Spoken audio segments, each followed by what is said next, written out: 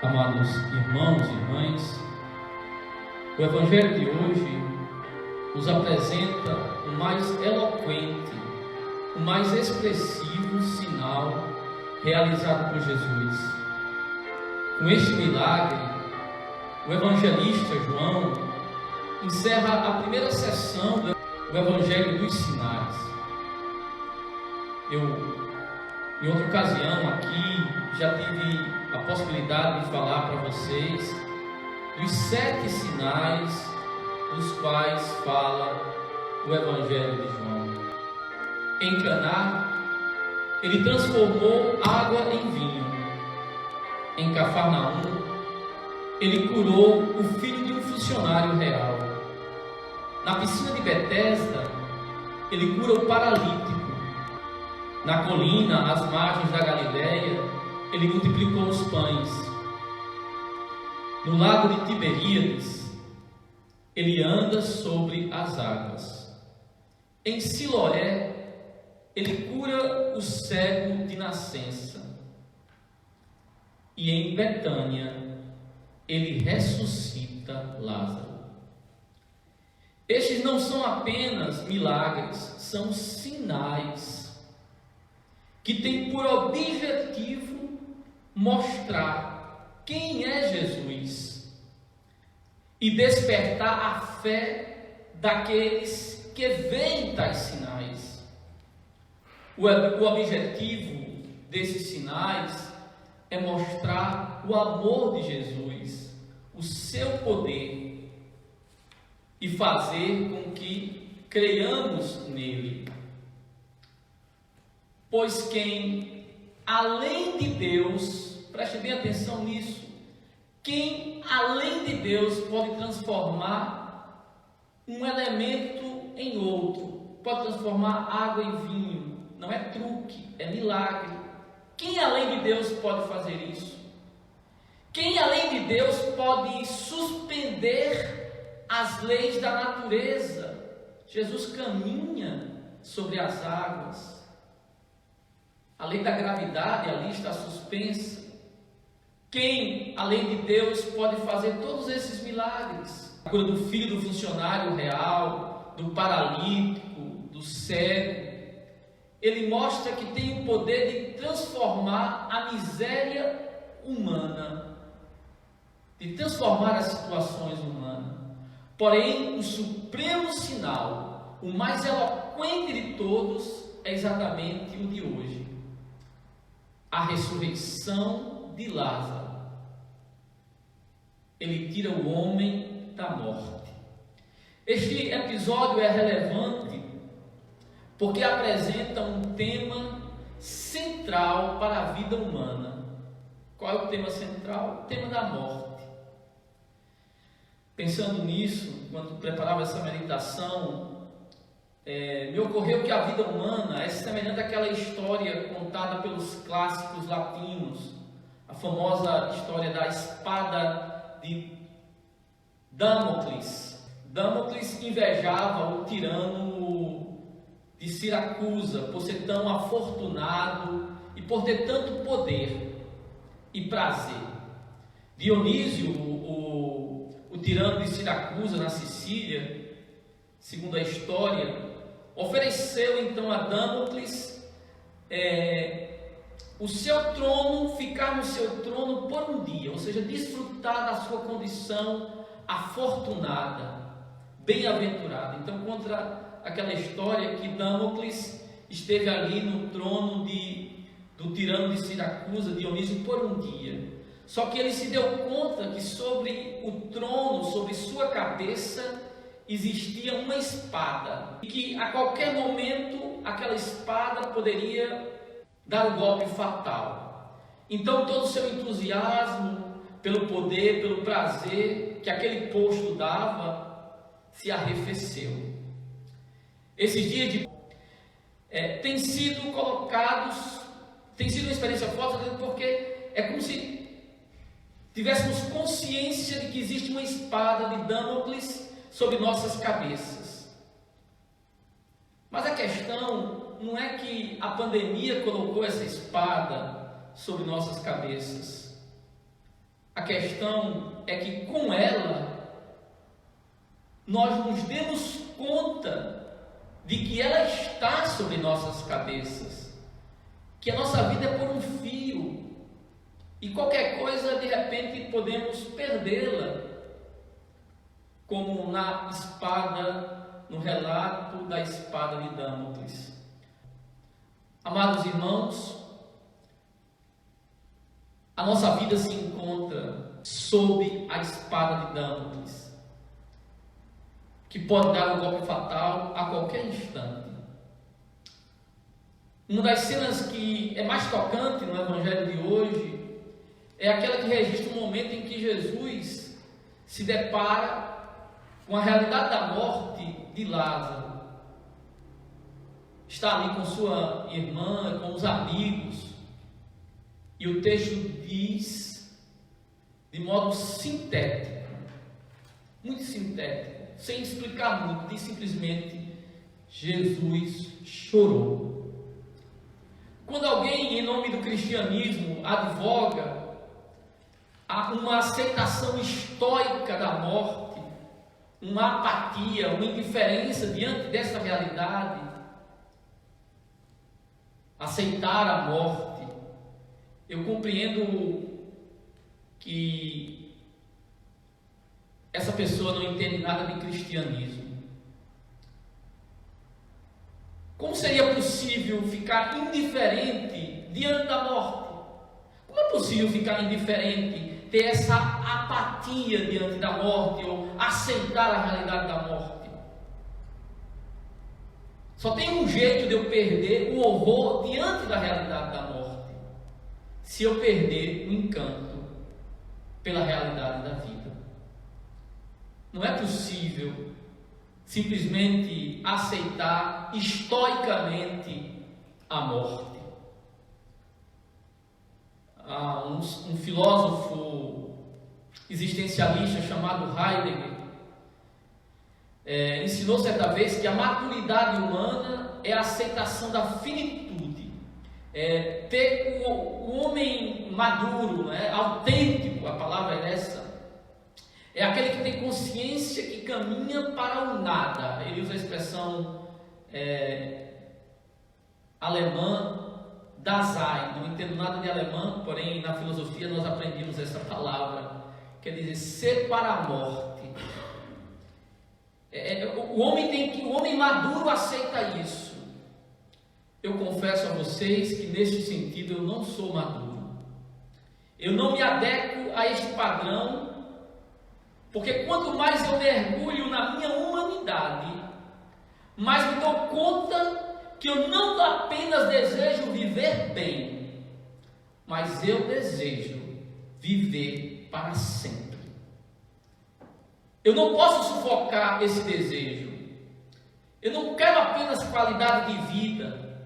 Eu quero mais do que qualidade de vida. Eu quero vida de qualidade. Eu quero viver com a esperança da vida eterna. Esse é o meu grito humano mais profundo. Amados irmãos, Jesus não é um gnóstico, não é nem um espírita que vem nos ensinar que nós não devemos temer a morte. Jesus não ensinou que nós não deveríamos temer a morte. Ele não veio para ensinar isso. Jesus não é um filósofo existencialista que nos exorta a aceitar a morte e a finitude. Não, Jesus, em hipótese alguma, é heideggeriano. Jesus, irmãos, é o Filho de Deus que veio para derrotá-la e nos dar a vida eterna. Jesus não veio ensinar a aceitar a morte. Jesus não veio ensinar que a finitude deve ser o nosso horizonte. Jesus veio para derrotar a morte. A história de Lázaro, é nessa história de Lázaro que eu aprendo, com esse sinal eloquente que mostra quem é Jesus e que nos ajuda a crer nele. Só para entendermos e talvez aprendermos um pouco mais dessa história, o nome Lázaro, só um dado curioso, o nome Lázaro era um nome muito comum naquela época, na época de Jesus, na Terra Santa. Tanto é verdade que nos evangelhos aparecem duas figuras com esse nome, não é? Lázaro, o Lázaro em questão, ou seja, o Lázaro, irmão de Marta e Maria, que morrera, e também o Lázaro na parábola do rico e do Lázaro. Agora, um dado curioso é que Lázaro é uma tradução da expressão ou do vocábulo hebraico Eliazar. E o que quer dizer Lázaro? Lázaro, essa palavra cuja origem é hebraica, Eliazar, quer dizer Deus é meu socorro, Deus é a minha ajuda. Amados irmãos e irmãs, diante da realidade da morte, só Deus pode ser o nosso socorro, só Deus pode ser a nossa ajuda. Diante da morte de Lázaro, todos se fazem a mesma pergunta, a mesma pergunta que os fariseus fizeram, só que de outro modo. Os fariseus disseram: esse que abriu os olhos dos cegos não poderia ter feito com que ele não morresse? Ou seja, Jesus, que fez tantos milagres, não poderia ter evitado a morte de Lázaro? Também as irmãs fizeram essa pergunta, só que de outro modo. Esse questionamento, mais do que uma pergunta, um questionamento, elas questionaram o Senhor com essa frase do condicional, dizendo: as duas foram unânimes em dizer isso. Se estivesses estado aqui, meu irmão não teria morrido. Marta e Maria fazem a mesma objeção. Como não, nós também poderíamos fazer essa pergunta. Diante de tantos sofrimentos pelos quais nós já temos vivido, de pessoas amadas, nós podemos ter perguntado: Senhor, se o Senhor tivesse estado aqui, isso não teria acontecido. Como quem diz: Senhor, por que o Senhor permitiu que isso acontecesse? Essa que é a pergunta. Por que o Senhor permitiu que isto acontecesse? Por que não evitou esse mal? Por que não retiraste esse mal? Talvez nós pudéssemos também perguntar: Senhor, nós gostaríamos de estar em nossas igrejas, rezando, te louvando, te bendizendo, Senhor. Por que tu não evitaste essa pandemia? Tu tens poder para isso. Nós, como Marta e Maria, cremos e conhecemos o teu poder. De fato, o texto nos diz que Jesus deu uma explicação para isso. Porque, irmãos, eu estava ouvindo um filósofo brasileiro que gosto de ouvir, e ele disse que não tem sentido nenhum nessa pandemia. O vírus não tem nenhum propósito. É verdade, o vírus não tem propósito, mas aquele filósofo diz isso porque ele não crê em Deus. Mas nós cremos em Deus e nós sabemos que o vírus não tem, mas Deus tem propósitos. E quando Jesus foi questionado por Marta, por Maria e pelos fariseus, aquele questionamento tinha razão de ser. A demora de Jesus foi proposital. O texto bíblico nos diz que ele, ao saber da notícia, ainda ficou dois dias na região da Idumeia, onde se encontrava, até se decidir por ir ao encontro daquela família amada. Mas Jesus explica o seu propósito, porque ele tem um propósito. Jesus nos diz: essa doença não é para a morte de Lázaro, mas ele diz: para a glória de Deus, para que por meio dela seja glorificado o Filho de Deus. Amados irmãos e irmãs, está evidente, nós podemos entender que Deus é mais glorificado por um morto que ressuscita do que por um doente que é curado. E por que isso acontece, amados irmãos e irmãs? Esse milagre tão eloquente tem por objetivo mostrar quem é Jesus. Eu repito isso à exaustão, que Ele é Deus e quer despertar em nós a fé nele. De fato, a perícope, o texto que nós ouvimos, encerra dizendo que muitos dos judeus que ali estavam creram nele. Amados irmãos e irmãs, que glória é quando o homem tem fé, quando a fé é despertada no coração do homem. Eu quero encerrar essa modesta meditação só fazendo uma pequena referência a um fato que eu li há muitos anos atrás. Eu li que em um artigo que alguns cientistas americanos descobriram um carvalho numa região desértica, e aí descobriram que esse carvalho tinha, a partir da sua pesquisa, das suas técnicas, descobriram que aquele carvalho tinha quase 1000 anos, e chamaram aquele carvalho, batizaram aquele carvalho com Carvalho Matusalém, e começaram a ajudar aquele carvalho porque eles queriam descobrir o segredo da longevidade, da vida longa. Eu não sou cientista, eu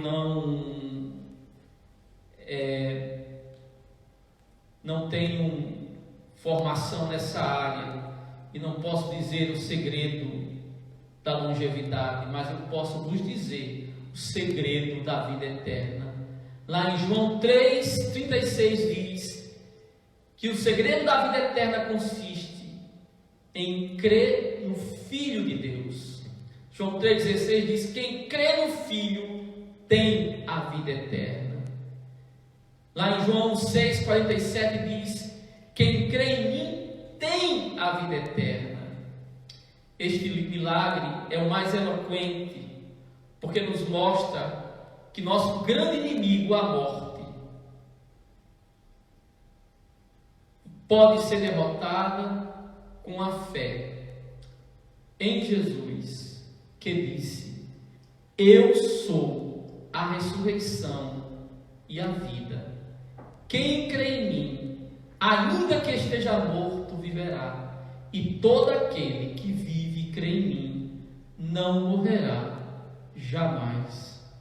Amados irmãos e irmãs, nós devemos ser muito cuidadosos nesse tempo de coronavírus, mas eu queria vos dizer: não tenham medo da morte, tenham medo de não ter fé, porque se cremos em Jesus, nós não teremos, nós temos a vida eterna. Que o Senhor nos ajude, irmãos, e nós que pela fé em Cristo, no campeão da morte, recebemos o dom da fé, da vida eterna, que nós nesses dias difíceis sejamos apóstolos da fé no Senhor, como uma resposta para a humanidade. Que o Senhor nos ajude, que o Senhor nos abençoe. Louvado seja nosso Senhor Jesus Cristo.